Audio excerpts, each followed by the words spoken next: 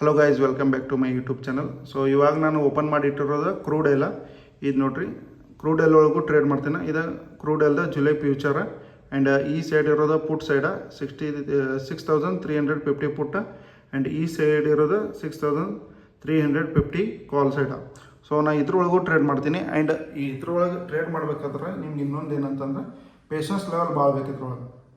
Nifty 50 ಒಳಗೆ ಯಾವ ರೀತಿ ನಾವು ಟ್ರೇಡ್ ಮಾಡ್ತಲ್ಲ ಆ ರೀತಿ ಒಳಗೆ ಇದ್ರೊಳಗೆ ಟ್ರೇಡ್ ಮಾಡೋಕ್ಕಾಗಲ್ಲ. ಯಾಕಂದರೆ ಇದ್ರೊಳಗೆ ಲಿಕ್ವಿಡಿಟಿ ಕಮ್ಮಿ ಇರ್ತೈತಿ ಆ್ಯಂಡ್ ಮೂಮೆಂಟಮ್ ಆಗೋದು ಸ್ಲೋ ಆಗಿರ್ತೈತಿ. ಸೊ ಅದಕ್ಕೆ ನಾನು ಇದ್ರೊಳಗೆ ಏನು ಮಾಡ್ತೀನಿ, 30 ಮಿನಿಟ್, 15 ಮಿನಿಟ್, 45 ಮಿನಿಟ್ ಈ ರೀತಿ ಟೈಮ್ ಫ್ರೇಮ್ ಇಲ್ಲದ ನೋಡಿರಿ.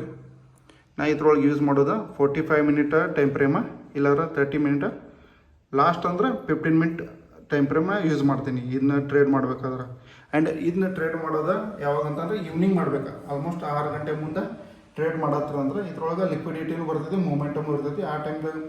ಆ ಟೈಮ್ದಾಗ ಏನಾಗ್ತೈತಿ, ಮೂಮೆಂಟಮ್ ಬರ್ತಿರ್ತಲ್ಲ, ಅವಾಗ ಅದನ್ನು ಕ್ಯಾಚ್ ಮಾಡಿ ನಾವು ಇದ್ರೊಳಗೆ ಎಕ್ಸಿಟ್ ಆಗ್ಬೋದು.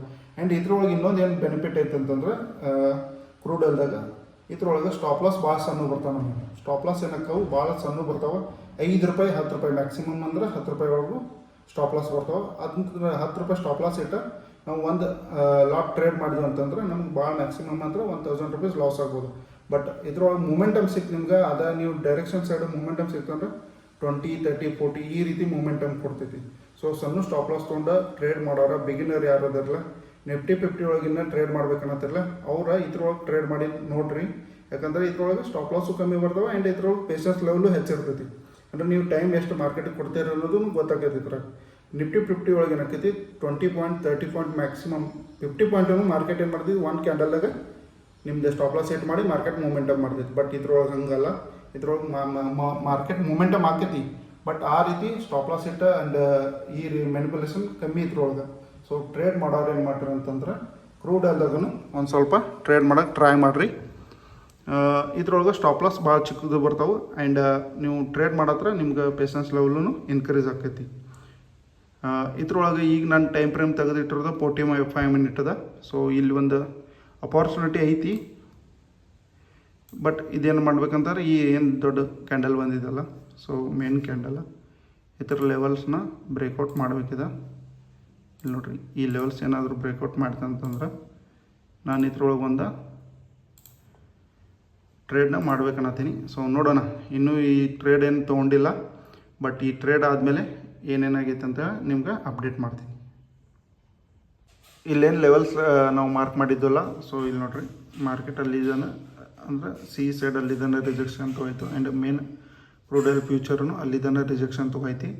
ಸೊ ಇದ್ರಾಗ ಟ್ರೇಡ್ ಮಾಡ್ಬೇಕಂತಂದ್ರೆ ಮೋಸ್ಟ್ ಟೈಮಿಂಗ್ ಏನೈತೆ ಅಂತಂದ್ರೆ 6 ಗಂಟೆ ಮುಂದೆ. ಯಾಕಂದ್ರೆ ಅಲ್ಲಿ ವೆಲಟಿಲಿಟಿ ಇರ್ತೈತಿ, ಮೂಮೆಂಟಮ್ ಇರ್ತೈತಿ. ಸೊ ನಿಮ್ದು ಐದರ್ ಸ್ಟಾಪ್ ಲಾಸ್ ಹಿಟ್ ಆಕೈತಿ, ಇಲ್ಲ ಪ್ರಾಫಿಟ್ ಬರ್ತೈತಿ, ಟಾರ್ಗೆಟ್ ಹಿಟ್ ಆಕೈತಿ.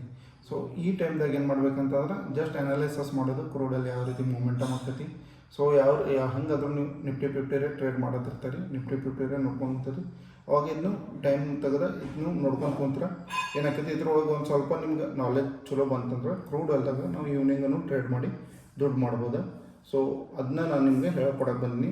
ಸೊ ಇದ್ರಾಗ ನಾನು ಟ್ರೇಡ್ ಏನು ಮಾಡ್ತೀನಿ, ಈವ್ನಿಂಗನ್ನು ಟ್ರೇಡ್ ತೊಗೋತೀನಿ.